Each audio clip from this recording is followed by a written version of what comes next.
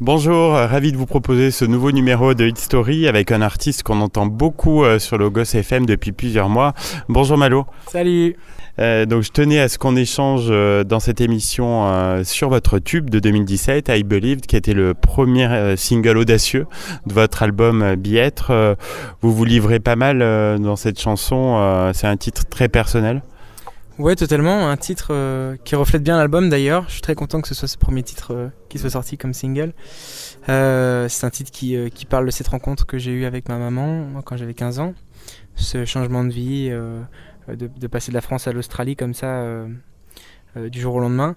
Et puis ça reflète un peu toutes les questions que j'ai pu me poser étant plus jeune sur pourquoi elle est partie aussi vite, quoi. J'ai pas eu le temps de la connaître avant vraiment de continuer de grandir. Enfin voilà, quoi. Donc ça raconte tout ça et c'est très personnel.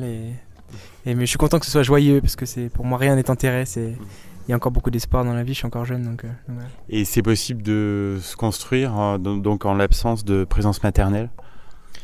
Oui, la preuve en est. Bien sûr, oui, c'est possible de se construire.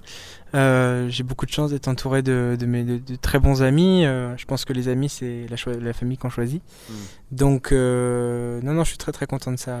Ouais. Une partie de votre public a dû se retrouver dans ce sujet abordé dans la chanson. Du coup, oui, je suis assez surpris de voir que plus je chante cette chanson, plus y a des gens en fait qui viennent me voir en me disant mais j'ai vécu exactement cette situation-là. Donc ça me touche énormément de savoir que ça peut aider certaines personnes au quotidien. C'est quelque chose de très très touchant et je l'ai fait avant tout pour le partager et pour aussi... Il y a un message un peu caché dans ce titre, c'est peu importe les événements de son enfance, même la solitude qu'on a pu ressentir, il faut toujours aller de l'avant et on est pour devenir en fait, on n'est pas pour subir. Donc, Et vous vous souvenez des circonstances de création de la chanson? Oui, totalement. Totalement. Je revenais en fait d'un voyage à Hong Kong en fait et je rentrais chez moi à Caen et je me sentais très triste pour certaines raisons et il y avait beaucoup de choses qui m'agaçaient et en fait je sais pas pourquoi je me suis enfermé pendant une semaine chez moi sans voir personne et puis ce titre est arrivé comme ça, venait de nulle part. J'avais besoin vraiment d'en parler, donc en tout cas de l'extérioriser, de le chanter. Chanter fait du bien, me fait du bien en tout cas. Et donc voilà, c'est venu comme ça en une semaine. J'ai fait quasiment toute la production du titre chez moi. Et puis au final, avec la maison de disque, on a dit que c'était intéressant de le mettre sur l'album, donc j'ai dit ok. Et les radios, dont le Goss FM, l'ont énormément diffusé. C'est un titre très efficace. Merci beaucoup. Merci, c'est très gentil. Et donc écrit en français et en anglais, c'est pour rapprocher vos deux identités, françaises et australiennes? C'est totalement ça en fait, parce que cet album il est vraiment construit entre la France et l'Australie et puis c'est ce qui représente mon enfance. Donc pour moi faire un album aussi personnel, j'en ferai pas tous les jours, donc c'était important pour moi de mêler les deux langues. Je rêve encore aujourd'hui en anglais, en français, j'ai autant d'amis en anglais que français, donc c'était logique en fait quelque part. Et puis ma mère, je lui parle en anglais, donc les refrains s'adressent à elle, donc c'est en anglais. Et les couplets s'adressent un peu à ce que j'ai ressenti étant plus jeune. Vous vous donnez dans le clip, la chorégraphie est de vous? Oui, alors d'ailleurs cette histoire de clip était totalement folle parce que j'ai craqué pour un réalisateur anglais qui s'appelle James Alexandru, qui est connu pour faire des clips très très beaux. Et j'ai eu beaucoup de chance qu'il réponde positif à mon envie de travailler avec lui. Il est revenu en proposant quelque chose d'absolument dingue, c'était de m'enfermer dans un endroit, dans une espèce de hangar abandonné et de laisser tourner les caméras et de laisser en fait de me faire rentrer dans un espèce d'état de transe en me faisant jouer la chanson pendant 5 heures non-stop. Du matin jusqu'au moment de tourner. Entre le moment du maquillage jusqu'au moment où on est allé face cam et il voulait vraiment suivre cette espèce de transe en crescendo et ce clip a littéralement changé ma vie, c'est-à-dire que j'ai extériorisé, j'ai expulsé en fait des choses que je ne connaissais pas en moi et c'était mission accomplie puisque lui il avait plein de choses à l'image. Mais en même temps je suis passé par plein d'états en fait, je suis passé par un moment de joie absolument extrême, puis par de la tristesse profonde, par de la colère. Et en fait, tout ça m'a apporté vraiment une balance. Donc je suis très très content d'avoir fait ce clip-là. Et puis je trouve qu'au rendu, il est assez équilibré. Il y a, certes, on me voit un peu péter un plomb, mais pour moi, il y a beaucoup d'espoir. Il y a quelques images où je suis quand même en train de sourire. Et c'est plein d'espoir en fait. Ce clip. Pour moi, je le vois vraiment comme quelque chose de plein d'espoir.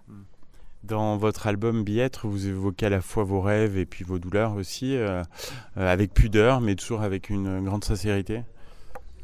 Oui, encore une fois, c'était très important pour moi d'être vraiment calqué à ma période dans laquelle j'ai écrit, à la période dans laquelle j'ai écrit cet album, de mes 18 à mes 23 ans, voire même de mes 17 à mes 23 ans. Donc, à ce moment-là, on découvre un peu la vie, on devient adulte, on rêve de beaucoup de choses. Et moi, mon rêve, c'était de rencontrer ma mère. Bon, je l'ai fait, donc j'ai pu en parler. Et puis après, c'était avant tout de chercher un peu le bonheur, entre guillemets. J'ai vécu un premier amour et qui maintenant aujourd'hui s'est terminé, donc d'où la chanson Ciao. Et donc voilà, ouais, c'est très calqué, mais je pense qu'encore une fois que le prochain album ne sera pas aussi personnel parce que j'y ai laissé quelques plumes. Il y a 3 univers bien distincts dans cet album, en fonction des personnes avec qui vous avez collaboré, donc Jean-Louis Aubert, Charlie Winston et Pierre Guimard, donc ça on le ressent bien dans l'album. Oui, je suis très très content, très très chanceux d'avoir pu travailler avec ces gens-là, d'avoir pu m'entourer avec des gens aussi talentueux. Et puis vraiment ce que j'aime, c'est que c'est des rencontres qui ont été faites totalement spontanément. C'est la vie qui m'a amené à rencontrer ces gens. Et c'était pas du tout du business, c'était pas du tout tu te lances donc il te faut un parrain ou machin. C'était pas du tout ça. Et puis même de toute façon, Jean-Louis n'est pas du tout le type de personne à marcher pour du business. C'est un mec qui est très franc et très très honnête. Donc voilà, donc cette rencontre avec Jean-Louis était par hasard. Et puis Charlie, c'est pareil, sur la route. On s'est rencontrés en tournée quand moi j'étais en tournée avec une autre personne et lui il était en tournée encore pour son album. Et il m'a invité pour la première fois à venir à Londres. J'étais jamais allé à Londres, donc c'était très très amical en fait avant tout. Et puis par l'amour de la musique, on s'est rassemblés en fait. Donc c'était très sain. Le meilleur endroit pour découvrir l'univers Malo, c'est sur scène où vous embarquez le public? Oui, totalement. Ouais. Pour moi, sur scène, il y a une vraie liberté, c'est-à-dire que les choses ne sont pas figées comme dans un CD, les émotions non plus. Il peut m'être arrivé des choses dans la journée ou la veille, et puis surtout, ce que j'aime encore une fois, c'est le partage avec le public. Moi, depuis que je suis tout petit, j'ai toujours adoré aller monter sur scène.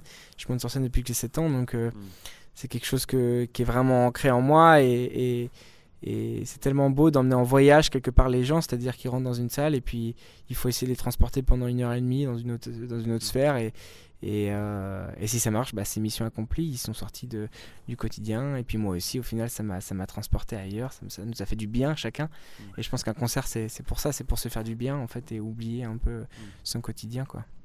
Votre participation récente à Destination Eurovision vous a apporté une visibilité encore supplémentaire?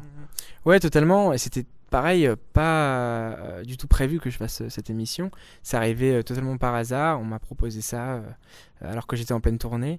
Et on m'a proposé en fait d'arriver avec un titre qui était tout neuf, que j'avais jamais chanté avant et que j'avais écrit mais que je pensais jamais sortir, qui était Ciao, qui était un titre que j'ai écrit cet été en fait, début septembre. Et puis je lui dis je vais envoyer ce titre là. Ils veulent un titre, donc je leur envoie un titre et puis s'ils le prennent pas, c'est pas grave, moi je fais autre chose, je continue la tournée et tout ça. Et puis au final ils ont craqué sur le titre, donc ils m'ont dit ok produisez-la parce que c'était qu'une maquette à l'époque. Et puis on fait ça ensemble, on fait cette aventure ensemble. Donc au final on a fait Ciao avec Destination Eurovision et c'était génial parce que en fait l'histoire du truc c'est que j'ai reçu le mix de la chanson, donc la chanson finale. Je l'ai reçu 2 heures avant de faire l'émission en fait parce qu'il y avait j'étais malade à une période 2 semaines avant, je pouvais pas enregistrer les voix, donc au final j'ai enregistré les voix que quelques jours avant et du coup c'est très difficile de chanter une chanson en live quand on l'a jamais d'abord chantée pour soi-même et c'est littéralement ce qui s'est passé. Donc du coup il y a eu quelque chose de très fort qui s'est passé à ce moment-là, plus les caméras, moi c'était tout nouveau pour moi, d'où le sursaut un peu d'émotion de mettre debout au piano. C'était un peu imprévu, mais bon, c'était spontané. Et voilà, les choses sont sorties comme elles sont sorties.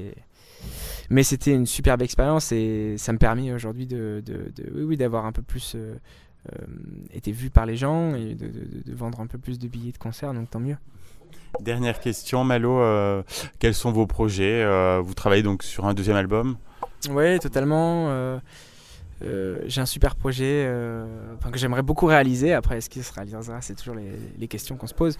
Mais je pense que j'enchaînerai très vite avec le deuxième. Ouais. Eh bien, merci beaucoup pour cet entretien. C'était un plaisir de vous rencontrer. Puis à bientôt sur cette antenne. Un plaisir partagé. Merci beaucoup. Merci.